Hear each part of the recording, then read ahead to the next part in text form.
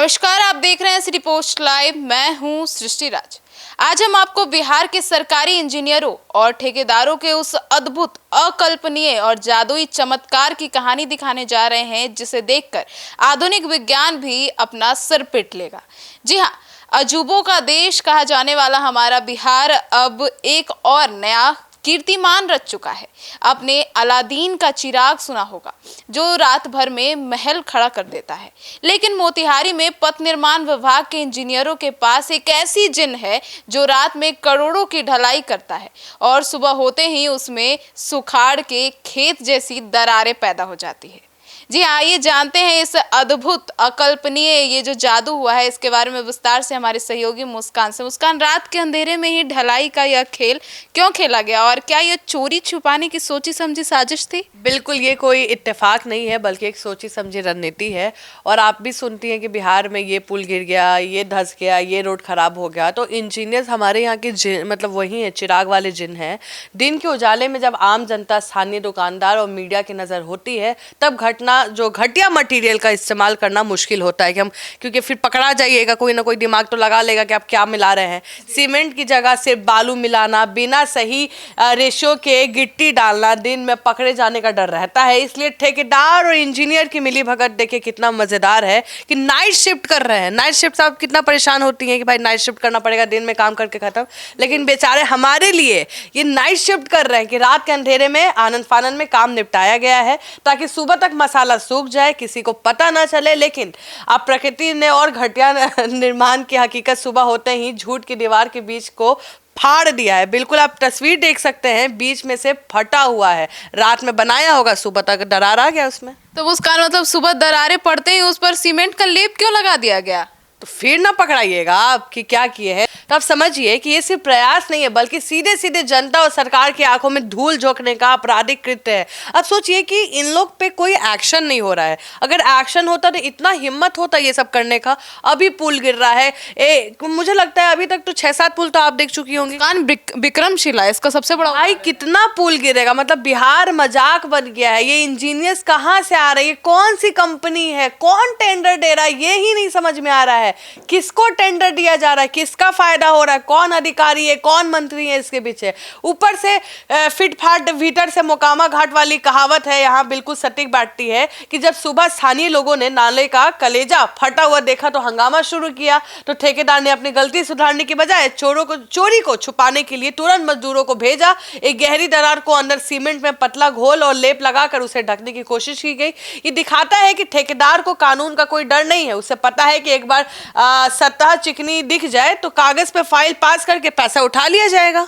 तो मुस्कान, जब 22 करोड़ का इतना बड़ा प्रोजेक्ट चल रहा है, तो जूनियर इंजीनियर और सुपरवाइजर मौके से क्यों गायब थे? देखिए, पहली बात तो 22 करोड़ बहुत कम है। आप सोचिए कि कम पैसा दे रहे तभी ना ये दिक्कत हो रहा है। सरकार को ज्यादा पैसा देना चाहिए, अपने में बांटना भी तो होता है। सर खाली बालू और मिट्टी के लिए वो सब पैसा लेंगे? आप एक्स्ट्रा पैसा दीजिए, आप 30 करोड़ रुपए दीजिए अगर 22 करोड़ का आपका सामान है तो। तभी ना वो लोग भाई कुछ अपने घर पे रखेगा, कुछ अपने टेंडर वाले को देगा, कुछ मजदूर को एक्स्ट्रा देगा, तब ना आपका काम बनेगा, ताकि छापेमारी में पैसे निकले। बिल्कुल। अब देखिए, यही बिहार के सरकारी महकमे का सबसे बड़ा कड़वा सच है। सरकारी नियम कहते हैं कि किसी भी बड़े निर्माण या ढलाई के वक्त विभागीय इंजीनियर की मौजूदगी अनिवार्य है, लेकिन मोतिहारी पथ प्रमंडल के साहब लोग अपनी, आप समझिए कि गाड़ियों में बैठे हैं, कमरे से बाहर निकलना जरूरी ही नहीं समझते हैं, इसी में बैठ के मजे लेते हैं। बिल्कुल। जब ढलाई हो रही थी तब साहब कहाँ थे, सो रहे थे या फिर ठेकेदार के आवागमन का आनंद ले रहे थे। ठीक है, जब मीडिया ने सवाल पूछा तो बड़े मासूम बनकर कहते हैं कि मामला गंभीर है।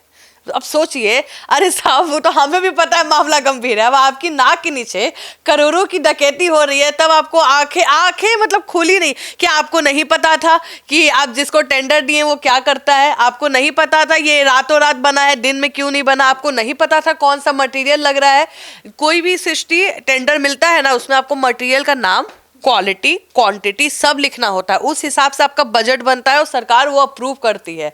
तो वो कौन सा मतलब दिखाया, कहते हैं ना सैमसंग दिखाया समसुंग दे दिया, एप्पल दिखाया उप्पल दे दिया, ये तो वैसा वाला मतलब लग रहा है अब।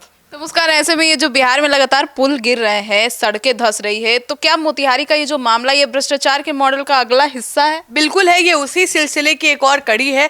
जब तक बिहार में भ्रष्ट ठेकेदारों को ब्लैकलिस्ट नहीं किया जाएगा, दोषी इंजीनियरों को जेल नहीं भेजा जाएगा, तब तक ये थमने वाला नहीं है। समझिए, पुल गिरते रहेंगे तो कहा जाता है कि हवा तेज थी, चूहे काट गए।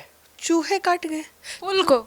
चूहे काट गए। अब इस नाले पर क्या बहाना होगा? क्या यहाँ भी चूहे आके चले गए? क्या ये कहा जाएगा कि रात में भूत आए थे और नाले पर हथौड़ा चलाकर चले गए? आसपास के लोग और दुकानदार चिल्ला चिल्ला कर कह रहे हैं कि इसमें सिर्फ बालू और मिट्टी मिली हुई है, गिट्टी का इस्तेमाल हुआ है। भाई समझिए कि गांव वालों को भी पता है कि वो कैसे बनता है, जो ये बना रहे थे। इससे अच्छा सर आप सुनिए, आप पैसा 22 करोड़ मत दीजिए, आप 10 करोड़ ना गांव वालों को दीजिए, वो लोग अच्छा आपको बना के दे देंगे। काहे इतना परेशान होना है? ये साफ तौर पे आने वाले दिनों में एक बड़े हादसे या नाले के पूरी तरह धंसने की गारंटी है। आज ये ऑल दी बोल देंगे, ऑल ओके है, सब कुछ ठीक है, ऑल इज वेल है, और देखिएगा फिर ये धंसेगा। मुस्कान, ऐसे में बाबा सोमेश्वर नाथ महादेव मंदिर आने वाले श्रद्धालुओं के पैसे पर भी यह डाका है, तो क्या आस्था के केंद्र पर भी अब कमीशन खोरी चल रही है? देखिए, भ्रष्टाचार की भूख इतनी बड़ी हो चुकी है कि अब इन्हें भगवान के नाम पर आने वाले फंड को भी डकारने में शर्म नहीं आती। देखिए, अरेराज का ये इलाका है, बेहद संवेदनशील और पूजनीय है, जहां लाखों श्रद्धालु बाबा सोमेश्वर नाथ के दर्शन के लिए आते हैं। जाम और जल जमाव ने उन्हें मुक्त दिलाने के लिए सरकार ने ये 22 करोड़ रुपए की स्वीकृति तभी तो दी थी कि श्रद्धालुओं को दिक्कत ना हो, लेकिन ठेकेदार और अधिकारियों के गठजोड़ ने इस पवित्र कार्य को भी अपनी कमाई का जरिया बना लिया। श्रद्धालुओं के विकास के लिए आई राशि को कमीशन खोरी अजगर निकलने की फिराक में है। तो इस महा घोटाले के सामने आने के बाद अब आगे की क्या कार्रवाई होनी है और क्या होनी चाहिए? अब ये पैसा कहाँ जा रहा है? पैसा तो बर्बाद हो रहा है। कोई कार्रवाई नहीं। क्या होता है कार्रवाई में? अभी तक आप इतना खबर किए, आपको क्या लगता है क्या होगा? कुछ नहीं।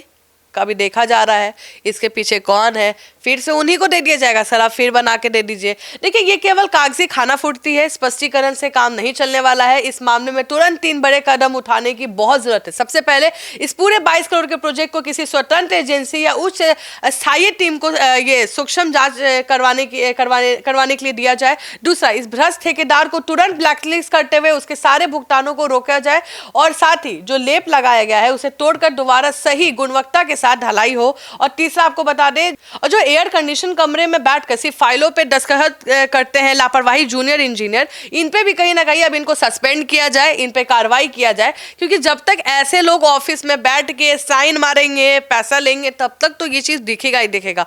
अब सोचिए कि आज ये बोल दिए कि अभी ठीक है सीमेंट वाला, अभी ऑल ओके बोला हुआ है। सोचिए कि अभी वो मना नहीं हुआ है, वो ऑल ओके ही है सीमेंट लगने के बाद।